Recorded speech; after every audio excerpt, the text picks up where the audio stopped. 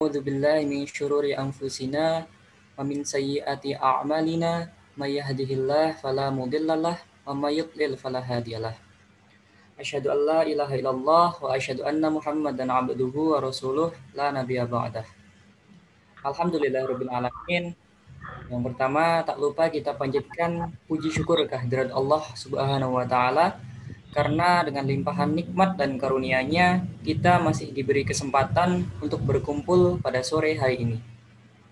Salawat serta salam semoga selalu tercurah kepada Nabi kita, Nabi Muhammad Sallallahu Alaihi Wasallam, kepada keluarga beliau, sahabat-sahabat beliau, dan orang-orang yang istiqomah berjalan di bawah naungan sunnah beliau hingga hari kiamat kelak.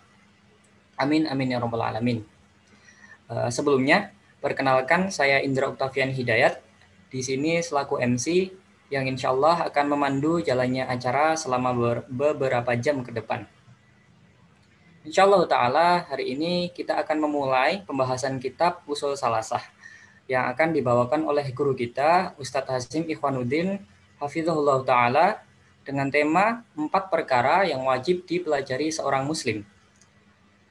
Namun sebelumnya, saya ingin mengingatkan kepada teman-teman untuk selalu menjaga adab dalam bermajelis, seperti berwudu, berpakaian yang nyaman, dan tak lupa mencatat faedah sebanyak-banyaknya.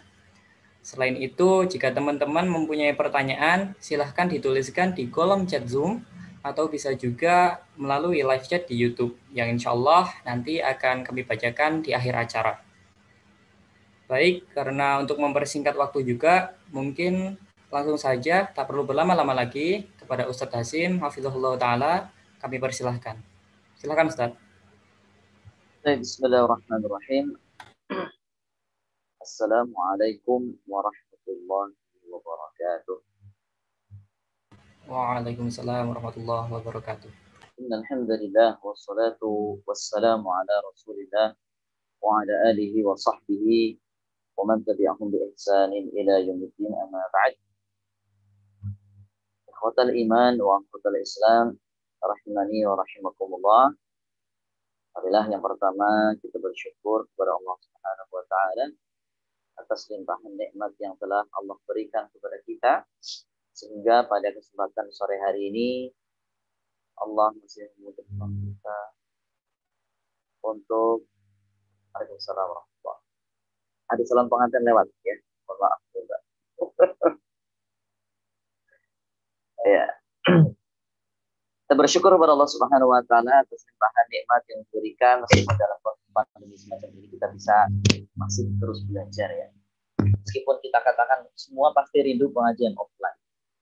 Ya, saya juga merasa kita ya, untuk istiqomah di masa-masa semacam ini. Namun jangan sampai kita meninggalkan sama sekali majelis itu, karena disitulah Allah Subhanahu wa taala ya, sebagaimana Nabi SAW ya, tidaklah berkumpul wa majtama qaumun fi baitin min buyutillah illa nazalat 'alaihim as-sakinah wa ghasyiyatuhum rahmah wa hafathumul malaikah wa dzakarahumullahu fi man 'indah.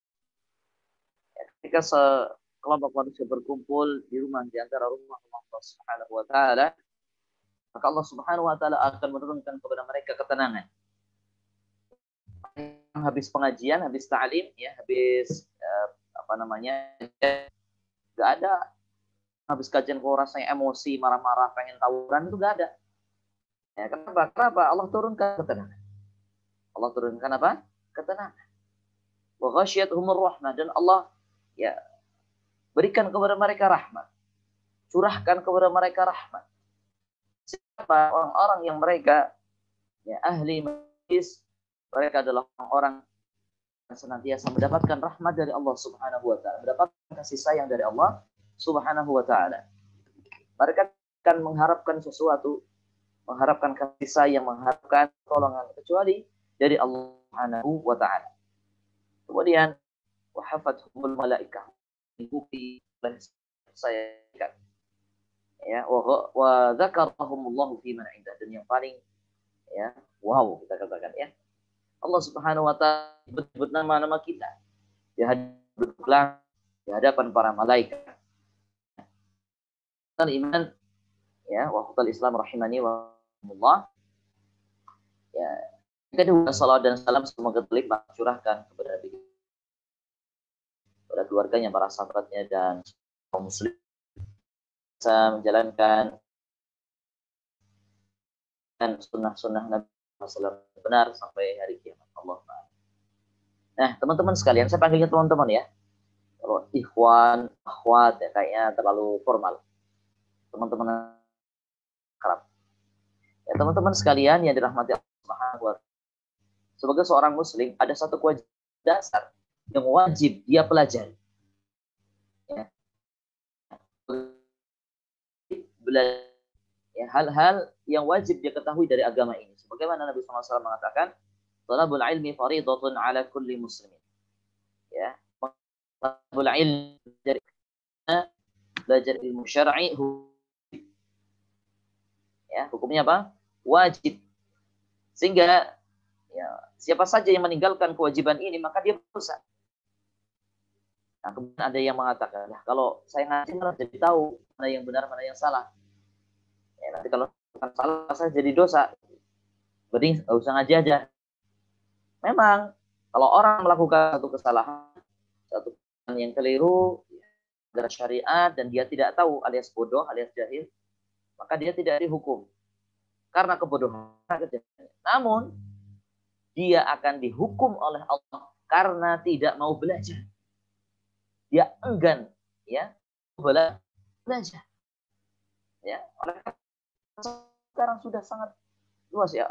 Live streaming itu sampai bingung milih yang mana ya. Ustadz A ada yang live streaming, Ustadz B ada yang live streaming, Ustadz A sampai Z itu ada yang live streaming. Ya, harusnya kita apa? Semakin mudah dalam belajar. Tinggal milih gitu. Ya, tinggal milih. Namun apa? Bukannya milih malah jadi gak ngaji ya. Ini yang parah ini. Saking bingungnya malah gak ngaji. Ini yang apa namanya? Tidak benar. Oleh karenanya teman-teman sekalian ya rahmati Allah Subhanahu wa taala, harusnya kita memanfaatkan semampu kita ya. Semampu kita untuk belajar ilmu-ilmu agama yang dasar. Di antara ilmu-ilmu agama dasar-dasar ilmu agama yang wajib antum sekalian dan antuna sekalian. Teman-teman sekalian wajib belajar adalah ilmu tentang akidah, ilmu tentang tauhid, mengesahkan Allah Subhanahu wa taala karena ini landasan diterimanya ibadah. Salat kita, puasa kita, haji kita, zakat kita itu tidak akan diterima oleh Allah Subhanahu wa taala kalau kita tidak bertauhid. Kalau kita tidak paham dengan tauhid. Ya. Oleh karenanya belajar akidah, belajar tauhid itu sangat penting. Ya. Namun kebanyakan orang kalau pengajiannya itu judulnya tauhid atau akidah, pengajiannya itu apa subhanallah ya. Kalau bahasa anak sekarang tuh klik-klik ya, pengajiannya sepi banget gitu ya. Giliran pengajian nikah, ya pengajian bekal-bekal pernikahan, kajian apa namanya manajemen cinta saat remaja, subhanallah. Kalau di masjid itu masih offline itu sendalnya banyak banget, apalagi akhwat itu ya, masya Allah. Ya, karena giliran pengajian tauhid itu sepi sekali. Padahal kalau kita nggak paham tauhid, nggak ngerti tauhid, ibadah kita ini bisa apa tidak sah. Ibadah kita bisa tidak diterima oleh Allah Subhanahu wa taala. Karena syarat diterima ibadah ada dua. Yang pertama adalah ikhlas. Ya, dilakukan karena Allah. Dan tidak mungkin seorang itu bisa mengikhlaskan ibadah, memurnikan ibadah kepada Allah kalau dia tidak bertauhid. Dia tidak memahami tauhid dengan benar. Dan yang kedua, dia jalankan ibadah ini sesuai tuntunan Rasulullah Shallallahu Alaihi Wasallam. Baik. Teman-teman sekalian rahmati Allah Subhanahu wa taala ini ya. Kemudian ada belajar fikih-fikih dasar seperti tata cara wudu, tayamum, mandi, kemudian tata cara sholat, bagaimana fikih puasa karena bentar lagi kita masuk bulan Ramadan dan seterusnya yang wajib kita ketahui. Yang mau nikah ya belajar fikih nikah. Yang mau jualan online ya, dia pedagang misalnya, dia wajib belajar kitab jual beli. Ya, bab jual beli, jangan sampai dia melakukan transaksi jual beli yang diharamkan. Akibatnya apa? Dia makan duit haram. Oleh karenanya belajar itu wajib. Nah, yang akan sekarang kita pelajari adalah dasar-dasar agama, dasar-dasar din dari bagian tauhid dan akidah. Baik, teman-teman sekalian yang dirahmati Allah Subhanahu wa taala, saya izin share screen ya.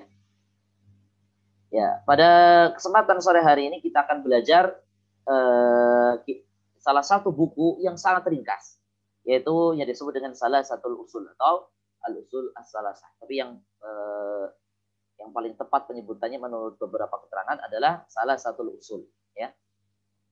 Baik. Kemudian ikhwatul iman, teman-teman sekalian yang dirahmati Allah Subhanahu wa taala, kita akan mulai dari muqaddimah karena ini pertemuan pertama ya. Harusnya Sabtu kemarin ya. Qadarullah saya kemarin harus nungguin istri ya karena sedang di rumah sakit. Nah, untuk hari ini kita akan membuka pengajian kita dengan muqaddimah, yaitu kewajiban ya, 4 kewajiban seorang muslim. Kewajiban mempelajari 4 hal bagi seorang muslim. Ya, dikatakan oleh penulis, qala al-musannifu Asy-Syaikh Muhammad At-Tamimi rahimahullahu taala wa nafa'ana bihi wa bi'ulumihi fi darani amin ila an qala bismillahirrahmanirrahim. Nah, ini ada yang bisa baca tulisan Gudul? Mas Indra bisa baca? Yang mana Ustaz? Yang ini, yang saya tampilkan bisa dibaca? Bisa Ustaz. Coba, fadhal, silakan dibaca. Takut salah Ustaz. Takut salah, gak apa-apa dibaca aja. Ya, kan bisa dibenerin.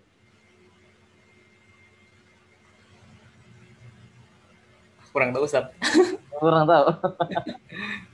Taib ya. Nah, antum meskipun teman-teman ini banyak mahasiswa, belajar bahasa Arab itu sangat penting ya supaya kita ya mudah di dalam belajar agama. Taib, belajar bahasa Arab itu bukan buat jadi ustadz, bukan ya. Supaya kita mudah belajar agama, ya, belajar agama Allah Subhanahu wa taala.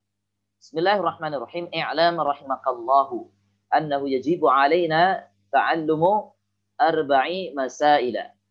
Al-ula atau al-ula ya, di sini dikatakan al-ula. Al-ilmu wa huwa ma'rifatullahi wa ma'rifatu nabiyhi wa ma'rifatu dinil islami bil adillati. Ya. Dikatakan oleh penulis, beliau membuka dengan basmalah. Ketahuilah semoga Allah merahmatimu. Ya, beliau mendoakan kita sebagai pendengar ya, sebagai pembaca. Bahwasanya wajib bagi kita. Beliau katakan wajib bagi kita, bukan hanya kepada Anda, tapi wajib bagi kita. Ya, penulis dengan pembaca. Ya, mempelajari 4 hal. Yang pertama adalah al-ilmu. Kita wajib berilmu. Yaitu apa yang dimaksud dengan ilmu? Mengetahui Allah, ma'rifatullah. Wa ma'rifatu nabiyhi. Ini salah ketik ya, kurang mim. Wa ma'rifatu nabiyhi, dan mengenal nabinya. Wa ma'rifatu dinil islami bil adillati, dan mempelajari, mengenali, memahami agama Islam dengan dalil-dalil. Yang kedua, ats-tsaniyatu al-'amalu bihi. Setelah kita mengilmui ya, mengenal Allah, mengenal Nabi, dan mengenal agama Islam, benar Pak? Ats-tsaniyah al-'amalu bihi, mengamalkannya. Ats-tsalitsah ad-da'watu ilaihi, yang ketiga adalah mendakwahkannya. Kemudian yang ar-rabi'atu, yang keempat, as-sabru 'alal adza fihi, dan yang keempat adalah kita bersabar di atas 3 poin yang disebutkan tadi. Sabar ketika mempelajari ilmu, sabar ketika mengamalkan ilmu yang sudah kita pelajari, sabar ketika berdakwah. Dalilnya adalah firman Allah Subhanahu wa taala, Bismillahirrahmanirrahim, wal 'asri innal insana lafi khusrin illa alladziina aamanu wa 'amilus shalihati wa tawassaw bil haqqi wa tawassaw bis sabr. Ya, dalilnya adalah firman Allah Subhanahu wa taala dalam surat Al-'Asr, yaitu Allah Subhanahu wa taala berfirman, wal 'asr, demi waktu asar. Ya, sebagian ulama menafsirkan demi waktu asar. Ya, yang kedua ada yang mengatakan demi masa, ya. Boleh antum terjemahkan demi waktu asar, demi masa, boleh. Karena dua-duanya ya ada tafsir dari para ulama.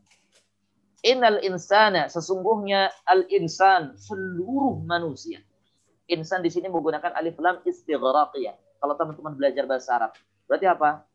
Umum, yufidul umum, semua manusia, seluruh manusia, tidak ada ya bedanya, tidak ada pengecualiannya. Lafi khusrin, pasti sungguh berada di dalam kerugian. Apa? Pasti sungguh berada di dalam kerugian. Berarti apa? Kita semua besok akan rugi. Illa, nah di sini baru dikecualikan. Ya, siapa mereka yang nggak akan rugi besok pada hari kiamat? Illal ladzina amanu, kecuali orang-orang yang beriman. Satu, ciri-ciri yang pertama, dia beriman. Wa amilus shalihat, dia mengamalkan. Ya. Ketika disuruh mengatakan beriman, tentunya Pak, ketika dia beriman, dia mengilmui imannya. Kemudian Bapak mengamalkan ilmu. Watawasau bil haqqi, dan dia ya, saling memberi wasiat di atas kebenaran. Berarti apa? Berdakwah. Watawasau bis sabar, dan saling berwasiat di dalam kesabaran. Itu sabar dari melakukan ya, iman, mengamalkan ilmu, dan di dalam berdakwah. Qala Syafi'i rahimahullahu taala. Al-Imam Asy-Syafi'i, imamuna, ya imam kita, Imam Syafi'i rahimahullah mengatakan, "Law ma anzalallahu hujjatun aw hujjatan ala khalqihi illa hadhihi as-surah lakafathu." Seandainya Allah tidak menurunkan satupun ya alasan atau hujjah atas makhluk ya akan adanya ya kewajiban ya hal tersebut ya kecuali dengan hanya surat ini saja yang diturunkan maka sudah cukup. Oleh karena Al-Imam Al-Bukhari rahimahullah taala mengatakan babu al-ilmu qabla al-qawli wal amal. Ya. Beliau mengatakan di dalam bab itu apa? Mengetahui ilmu sebelum berkata-kata dan beramal. Dalilnya firman Allah, fa'lam annahu la ilaha illallah wastaghfir li dzambik.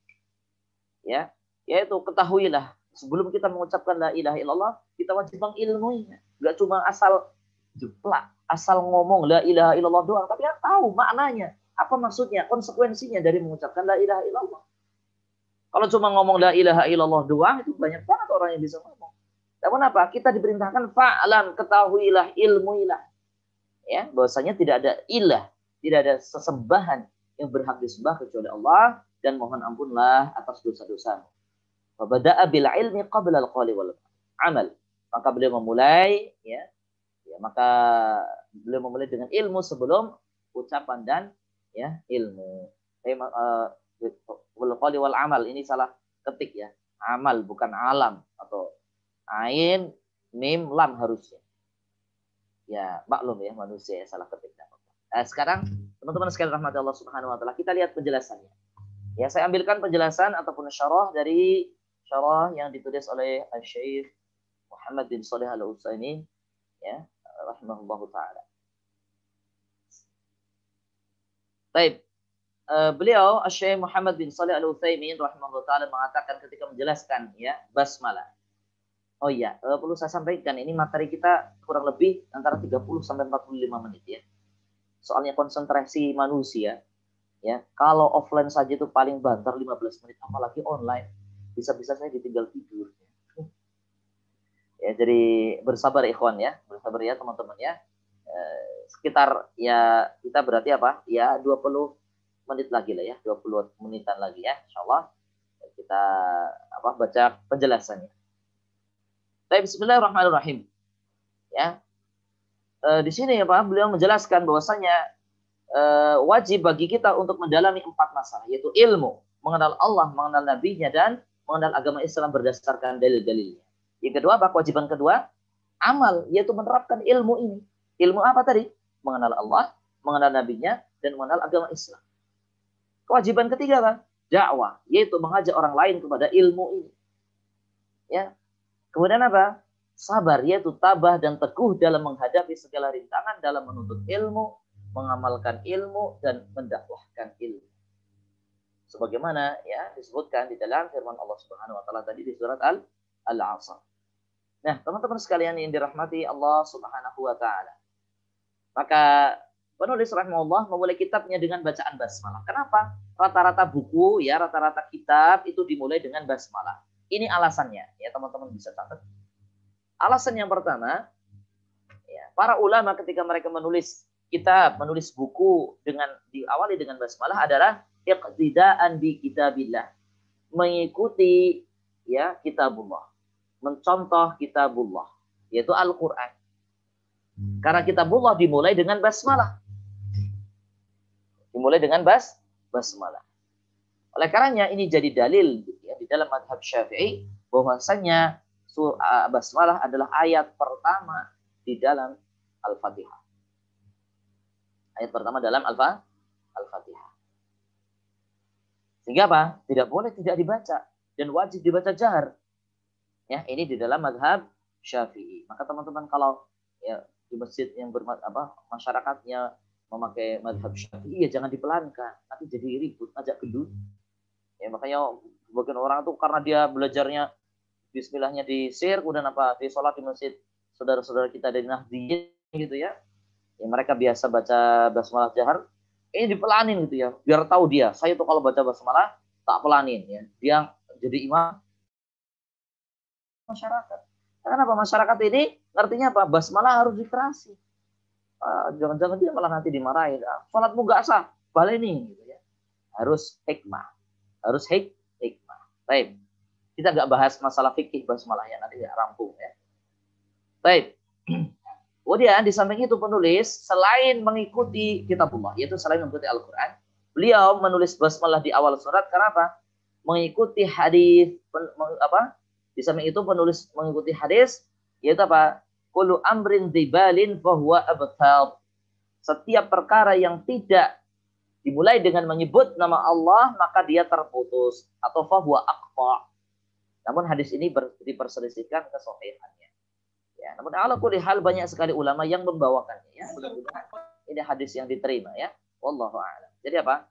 Sesuatu yang tidak dimulai dengan basmalah, perkara kebaikan yang tidak dimulai dengan basmalah, maka akan ya terputus. Alias apa? Tidak apa mendapatkan keberkahan dari Allah Subhanahu wa taala atau tidak mendapatkan pahala dari Allah Subhanahu wa taala. Maka teman-teman mau belajar, mau mengaji, yang mau berangkat, mau keluar rumah, mau apa namanya melakukan aktivitas-aktivitas yang baik, maka disunahkan untuk memulainya dengan membaca basmalah. Kemudian penulis juga yang ketiga, alasan ketiga itu apa? Penulis mencontoh perbuatan Rasulullah SAW di dalam ya surat menyurat atau mengawali tulisan-tulisan beliau. Beliau mengirim surat ya ke Heraklius, ke Muqawqis, ya, kemudian mengirim surat kepada apa namanya Raja Mesir, itu dengan apa? Diawali dengan basmalah. Baik, kemudian teman-teman sekalian dirahmati Allah Subhanahu wa taala.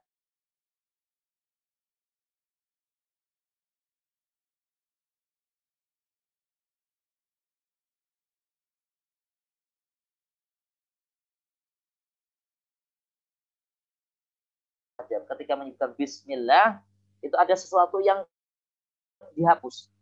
Ya, bismillah apa gitu ya, menyebut nama Allah mau ngapain gitu ya.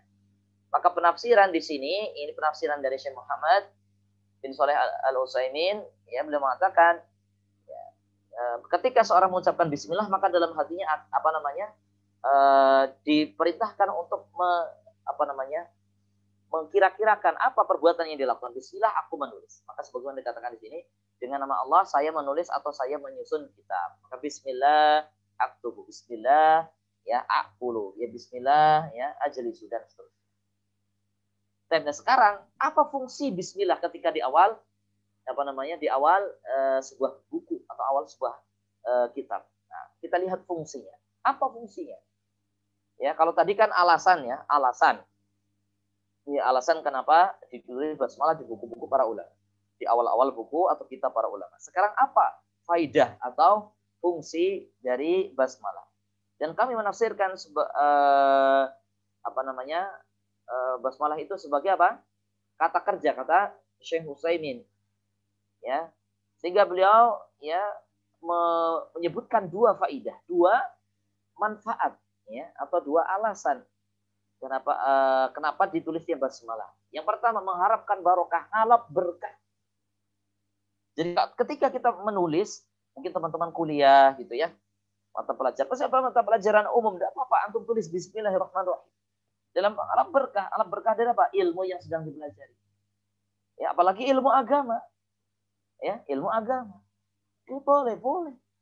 Ngalap berkah, dan ini alam barokah yang syar'i. Bukan ngusap-ngusap batu kuburan atau ngusap-ngusap ya tugu Jogja gitu ya. Ya itu ngalap berkah yang ya rumah syro ya. Apalagi ngusap-ngusap teman ya. Enggak ada barokahnya ya. Yang kedua, untuk pembatasan pada nama Allah saja, karena mendahulukan susunan kata itu menunjukkan pembatasan. Maksudnya apa? Beliau melakukan penulisan, menyusun kitab itu hanya semata-mata apa? Untuk Allah. Jadi faedahnya apa? Beliau menyusun itu ikhlas, hanya mengharapkan ya karunia dari Allah, pahala dari Allah, bukan dari manusia. Baik, teman-teman sekalian yang dirahmati Allah Subhanahu wa taala. Kemudian kita lanjutkan. Ada lafaz Allah, ya. Lafaz Allah sebagian ulama, ya, Allah adalah nama untuk Sang Pencipta, Al-Khaliq. Ya, yang Maha Agung, yang Maha Luhur. Allah adalah nama yang diikuti oleh seluruh nama lainnya. Karena itu dalam firman Allah, ya, yaitu di dalam surat Ibrahim ayat 1 sampai 2, ya. Allahul ladzi, ya, alif lam ra, Allahil ladzi, Ibrahim ayat 1 sampai 2 begini, ya. Ya. Yaitu firman Allah Subhanahu wa taala yang artinya ini adalah kitab yang kami turunkan kepadamu.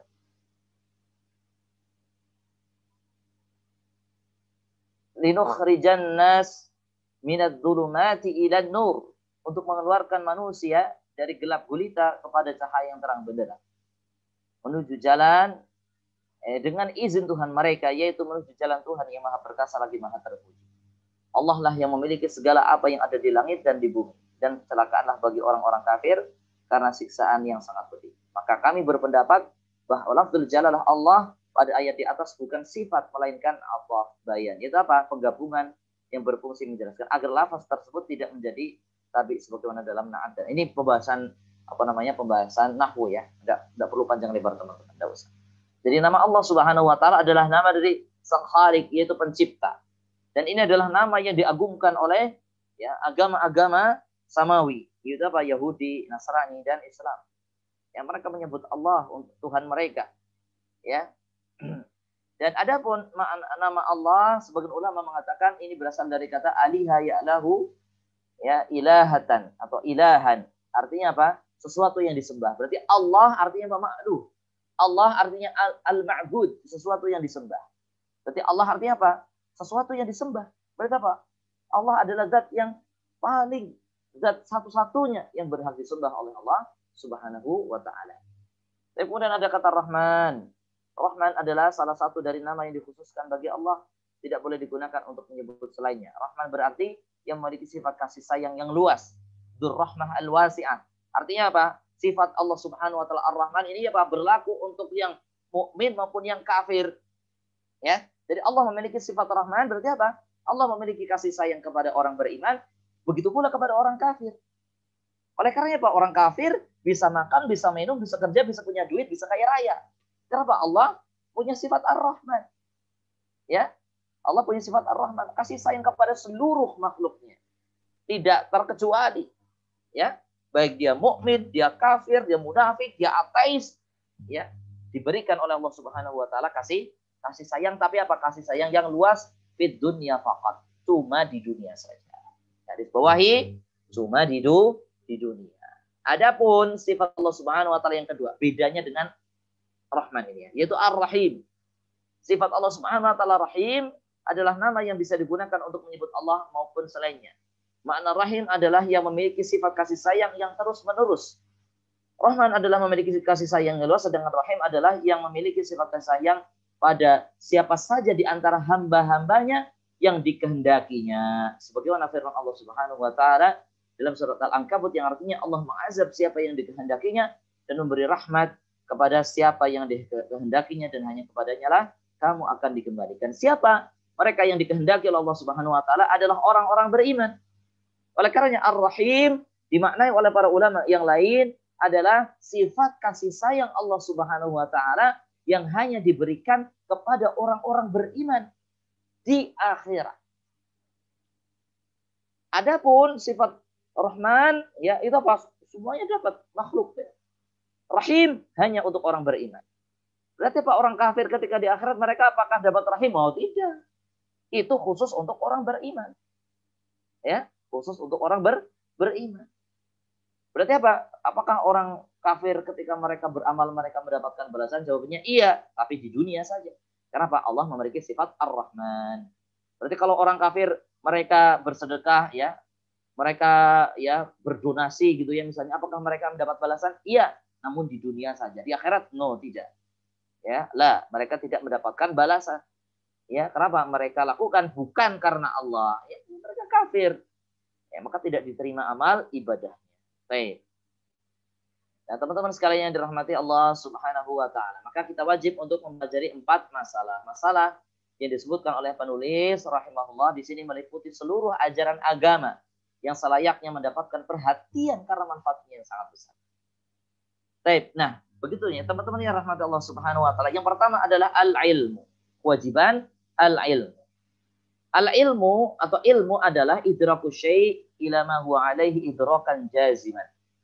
Ya, mengetahui suatu sesuai dengan hakikatnya, sesuai dengan kenyataannya, dan seyakin-yakinnya. Itu namanya ilmu. Baik, contoh ilmu. Saya tahu bahwasanya Fakultas Teknik ya itu ada di UGM.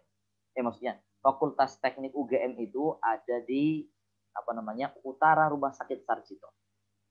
Ya, utara Rumah Sakit Sarjito. Anda pernah melihat, Anda pernah mengunjungi, Anda pernah baca plangnya. Anda pasti akan mengatakan ilmu yakin. Ya, namanya apa? Ilmu yakin. Itu apa? Mengetahui dengan seyakin-yakinnya. Tapi kalau baru dengar atau baru lihat di website, kemudian baru lihat di YouTube gitu ya, Anda belum ilmu yakin. Ya, belum baru masuk pada 6 tingkatan ini. Makanya Syekh Utsaimin menyebutkan perincian ilmu itu ada 6 tingkatan. Yang pertama, al-ilmu itu sendiri, yaitu mengetahui sesuatu sesuai dengan hakikatnya. Atau biasa disebut dengan ilmu yakin. Ilmu ya yakin. Ya, UGM itu ada di Jogja misalnya. Kalau kamu ngomong UGM ada di Jogja, saya pernah ke Jogja dan saya pernah ya masuk UGM. Nah, itu bisa diterima. Dia mengatakan sesuai ilmu. Kemudian kalau ada orang mengatakan UGM itu ada di Bantul. Ya. UGM ada di Bantul. Ya, maka dia tidak mengetahui ilmu namanya, ya. Baik. Kemudian tingkatan ilmu yang berikutnya al-jahlul basit, yaitu ketidaktahuan sederhana. Itu apa? Iya, enggak tahu gitu ya. Jadi kalau orang dia jahlul basit ditanya di mana UGM, enggak tahu. Ya sudah. Maka dia disebut dengan jahlul basit. Emang enggak ngerti, gitu aja ya bahasanya ya. Jahlul basit apa? Emang enggak ngerti dia. Kemudian jahlul murakkab. Apa jahlul murakkab? Ya, dia orang enggak ngerti tapi sok tahu. Ya, kalau yang pertama tadi dia enggak ngerti ya sudah gitu loh. Di mana UGM enggak ngerti, enggak pernah ke sana. Nah, itu namanya jahlul basit. Yang kedua jahlul murakkab. Apa jahlul murakkab? Itu orang yang enggak ngerti tapi sok tahu. Ya. Ya, orang enggak ngerti tapi sok tahu apa? Dia mengerti. Ya, dia sok tahu kenapa? Dia mengaku ngerti tapi apa? Ternyata tidak sesuai dengan kenyataan. Ditanya di mana Mas UGM itu? UGM itu ya ada di Bandung misalnya. Nah, ini namanya jahlul murakkab. Ya. UGM ya ada di Bandung gitu ya. Salah. Ya, kalau di Bandung namanya universitas ITB ya. Meskipun saya juga heran yang ada gambar gajahnya malah ITB, sedangkan UGM nggak ada gambar gajahnya ya. Ya, wallahu alam ya. Ya gajahnya beda ya. Baik. Nah, ini jahlul murakkab. Dia nggak ngerti tapi sok tahu. Ya, ini orang yang semacam ini bahaya nih ya. Misalnya dia ditanya tentang jalan. Mas mau nanya ke Magelang. Ya, Mas kalau ke Magelang kemana? Oh ini Mas ke selatan terus. Nanti kalau udah sampai Ring Road ke selatan lagi. Nanti dari Bantul ke selatan lagi. Loh, kecemplung laut nanti ya. Jalur murakkab ini ya. Nggak ngerti tapi ya sok tahu.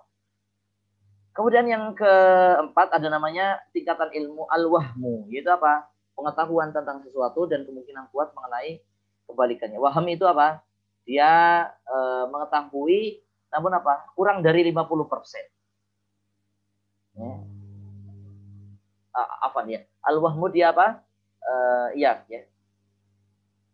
Al-wahmu dia kurang dari 50%. Dia yakin tahu, tapi dia kurang dari 50%. Saya tahu tapi kayaknya nggak tahu gitu ya. Kurang dari 50%. Kemudian asyak. Syak ini apa? Dia 50% yakin, 50% enggak. Ini namanya syak. Ragu-ragu namanya.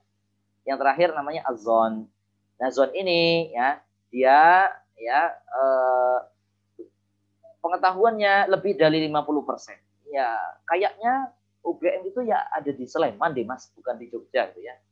Nah, ini namanya zon. Dia mengetahui sesuatu tapi apa? Tidak yakin 100%, kenapa? Lebih dari 50%. Baik. Kemudian ilmu itu dibagi menjadi dua, itu ilmu daruri dan ilmu nazari. Ilmu daruri yaitu objek pengetahuan di dalamnya bersifat semi pasti, tidak perlu pemikiran dan pembuktian. Contoh apa ilmu daruri? Api itu panas. Ini nggak usah pakai dalil gitu ya. Ya, nggak usah pakai dalil. Apa dalilnya api panas? Nggak ada ya. Ya diselomot aja gitu ya kalau nggak yakin. Ya, kemudian apa? Keyakinan yang lainnya bahwasanya angin atau es itu dingin. Es itu dingin. Ya, ini ilmu daruri semacam ini. Ya. Ini sebagaimana dikatakan oleh penulis ya. Sedangkan ilmu nazari adalah ilmu yang membutuhkan pemikiran dan pembuktian. Contohnya misalnya bumi bulat. Nah, ribut ya, ini kalau bumi bulat, bumi datar gitu ya. Subhanallah, ini nggak rampung-rampung ya. Antara FE sama GE ini ya.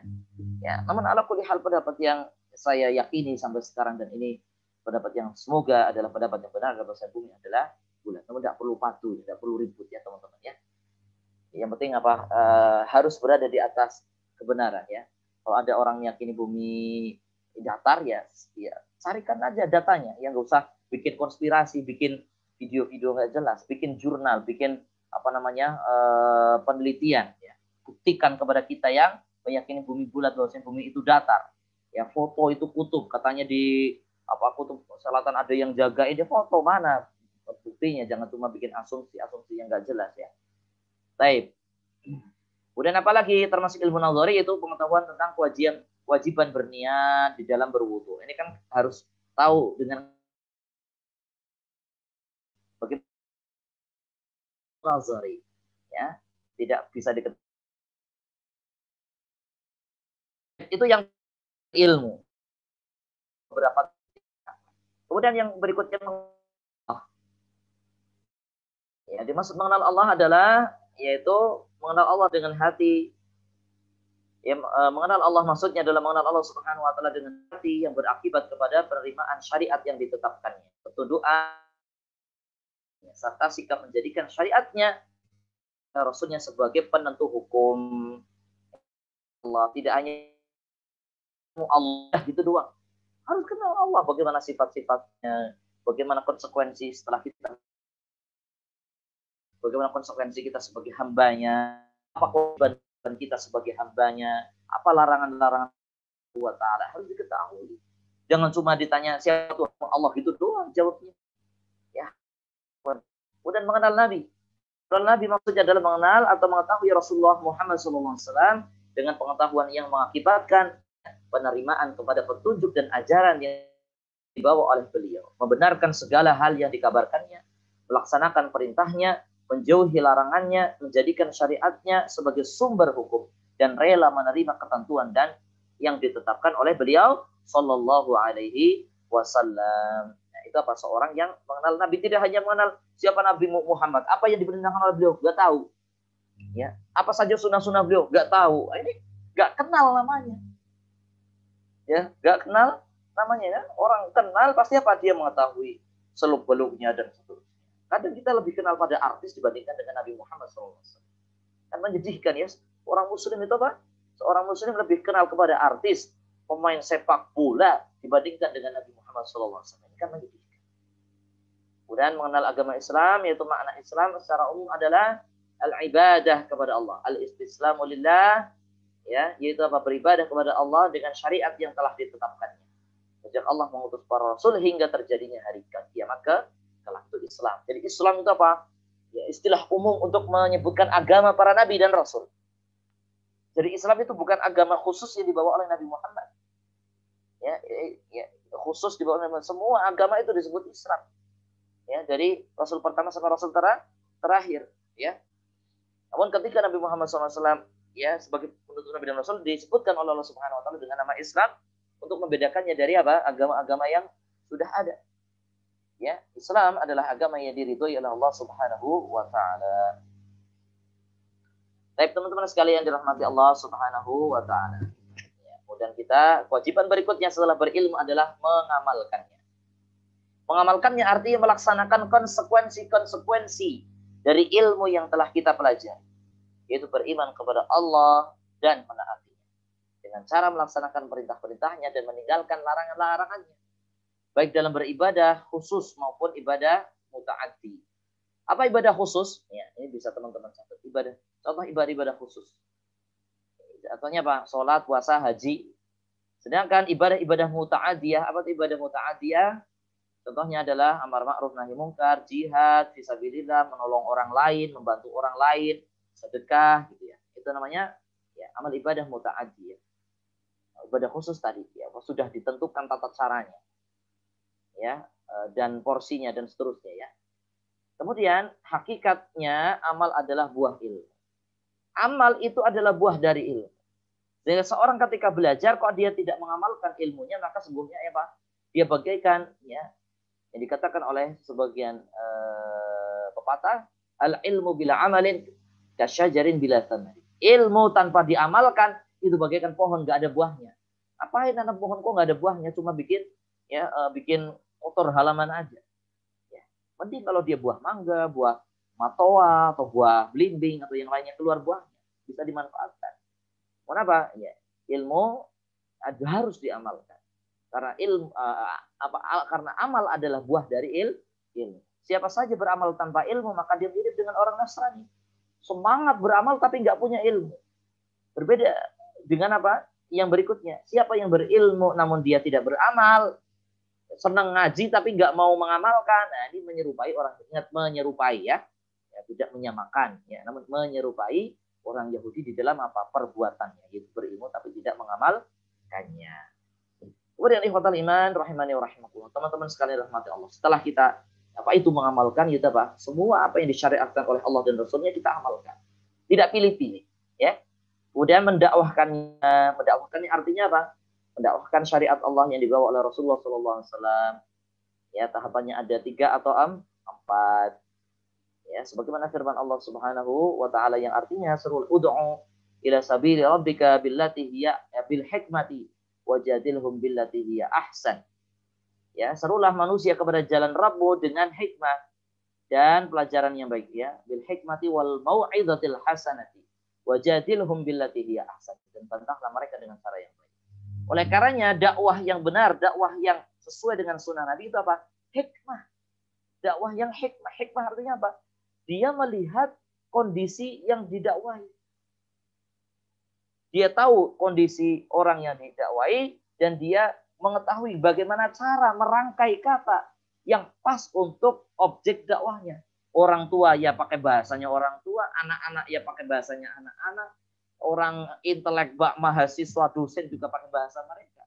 Jangan sampai kita dakwah pada simbah-simbah, ya dakwah pada anak-anak pakai bahasanya dosen, pakai bahasanya mahasiswa, ya mumet, pusing. Harus dengan hikmah. Kemudian apa di antara hikmahnya apa? Dakwah dengan hikmah yaitu memperhatikan prioritas. Apa prioritas ketika dakwah?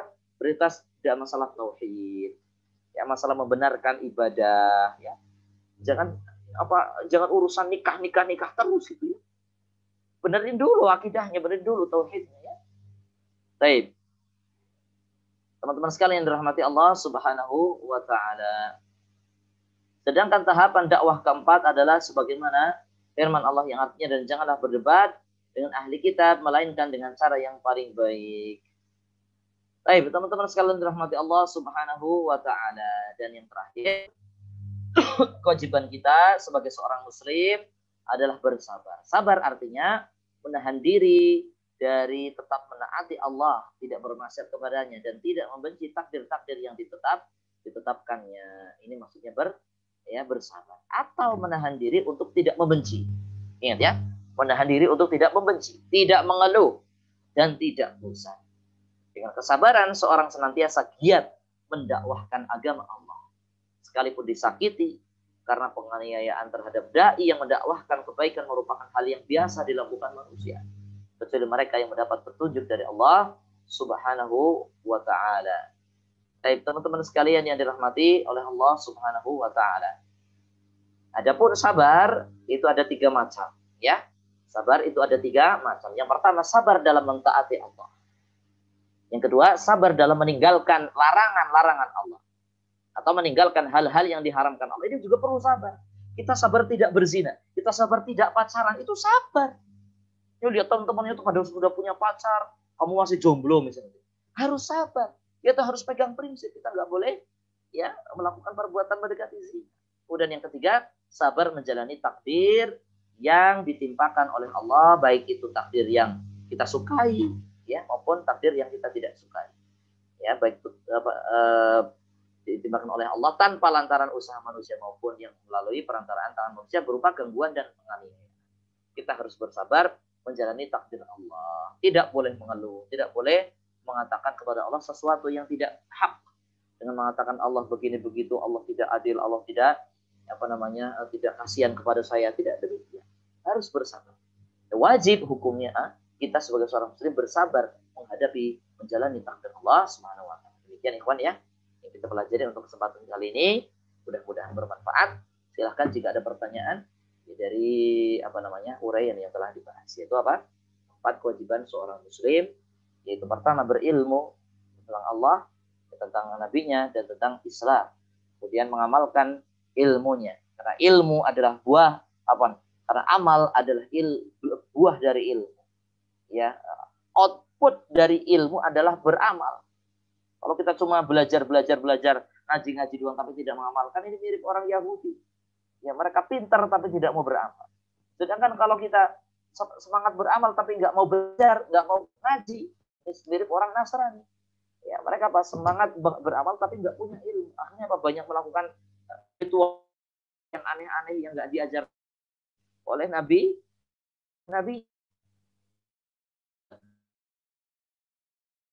dakwahkan agama ini dengan cara yang baik, dengan cara dengan akhlak yang mulia, sabar,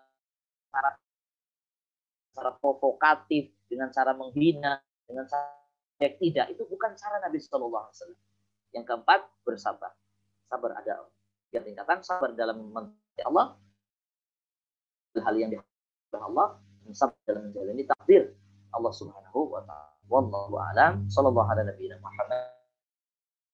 Wa akhiru da'wana alhamdulillahi rabbil alamin.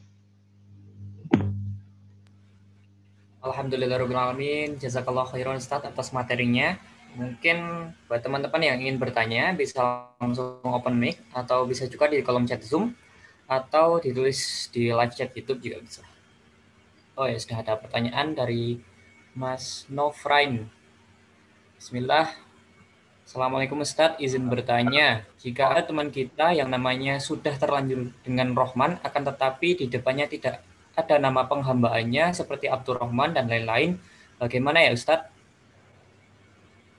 Bismillah, alhamdulillah, wassalatu wassalamu ala rasulillah wa ba'd. Baik, bagaimana dengan seorang yang sudah namanya Rohman ya? Nggak ada Abdurrahman, nggak ada istilahnya nggak ada mudhofnya ya, kalau pakai bahasa nahwu nggak ada mudhofnya, jadi Pak ya Rahman doang. Ya wallahu taala alam ya, memang ya, seharusnya dia ganti karena itu nama khusus untuk Allah Subhanahu wa taala, tidak boleh dipakai oleh makhluk. Ya, namun jika memang darurat dan belum mampu untuk menggunakannya, maka ke teman-teman yang sudah mengerti panggillah dia dengan nama yang disandarkan kepada Allah. Misalnya Abdurrahman atau misalnya Saifur Rahman misalnya. Atau siapa yang ada kalimat-kalimat yang baik yang bisa disandarkan pada Allah. Khalilur Rahman misalnya, atau Toifur Rahman ya. Toif artinya tamu, tamunya Allah misalnya gitu. Ya Allah alam, mudah-mudahan ya tidak mengapa ya. Namun ketika di akte dan seterusnya ini harus, karena sekarang kan kalau ganti nama kan harus ke pengadilan negeri ya. Kalau ada kesempatan untuk mengganti nama dan disampaikan kepada orang tua dengan cara yang baik ya, dengan cara yang baik, diterangkan dengan baik kepada orang tua bahwasanya tidak boleh memakai nama itu karena itu nama yang khusus untuk Allah Subhanahu wa taala.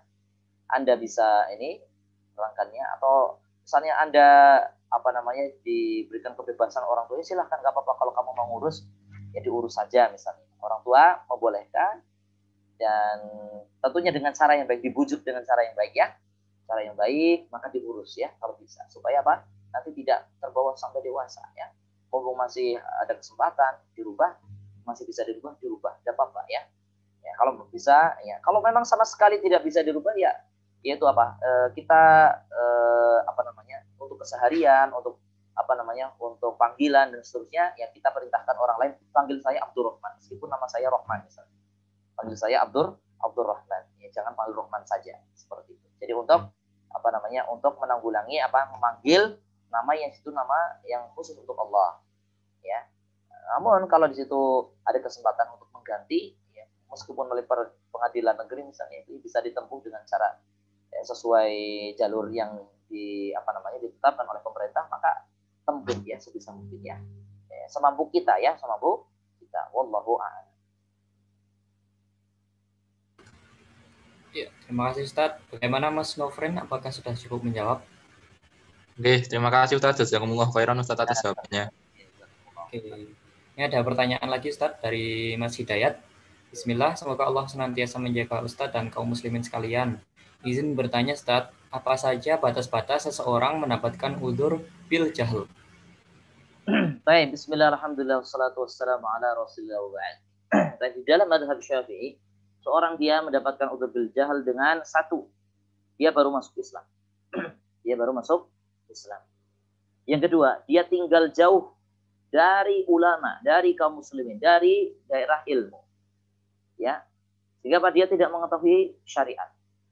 Ya, tidak mengetahui syariat. Sehingga apa? Kalau orang dia tinggal di pedalaman, di pelosok itu yang nggak ada dai, nggak ada orang yang ngajarin Islam, ya sudah Islam. Tapi apa? Nggak ada yang ngajarin di tempatnya. Sehingga apa? Dia masih melakukan praktek-praktek di luar agama Islam yang apa misalnya apa namanya kita misalnya primitif gitu ya. Ya, wallah alam, maka dia mendapatkan udzur. Kenapa? Tidak ada yang mengajarinya. Atau dia baru masuk Islam, ya dia nggak ngerti, belum belajar Islam secara khusus gitu ya. Wallah alam, itu 2 poin ya, di dalam ya mazhab Syafi'i yang menyebabkan seorang mendapatkan udzur bil jahl. Adapun orang yang berada di tengah-tengah kaum muslimin, rumahnya itu juga jauh dari masjid, ya orang-orang di sekitarnya juga orang-orang Islam, pengajian itu juga ada, di mana-mana di sekitarnya ada pengajian, nah, dia nggak ngerti masalah agama ini, ya sebagian ulama mengatakan tidak punya uzur dia. Dia saja yang malas untuk mencari ilmu, tidak mau belajar ilmu, tidak diukur. Ya, wallahu a'lam. Oke, jazakallah khairan Ustaz atas penjelasannya. Mungkin ada yang mau bertanya lagi dari teman-teman sekalian? Kalau belum, mungkin saya mau bertanya Ustaz, menyambung pertanyaan dari Mas Nofren tadi mengenai Ar-Rahman. Okay. Dan juga muqaddimah mengenai Bismillah tadi yang telah disampaikan oleh Ustadz. Saya ingin bertanya, kenapa pada Bismillah itu disandingkan dengan nama Allah yang Ar-Rahman dan Ar-Rahim, sedangkan Allah memiliki 99 nama yang lain seperti itu. Kenapa hanya Ar-Rahman dan Ar-Rahim, dan kenapa 2 nama itu yang dipakai seperti itu, Ustaz? Terima kasih. Ya, wallahu a'lam. Saya tidak tahu ya, wallahu a'lam. Kenapa Ar-Rahman? Yang jelas Allah Subhanahu wa taala lebih tahu ya.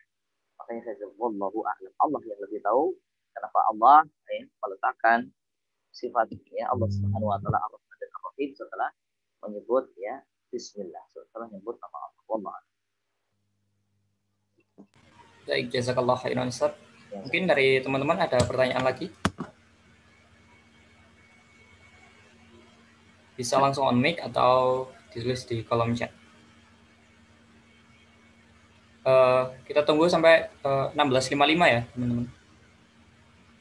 Kalau belum ada, akan kami akhiri. Nanti saya tutup dulu, Mas G. Oh iya. Oke, saya kan belum tutup. Nanti baru jenengan yang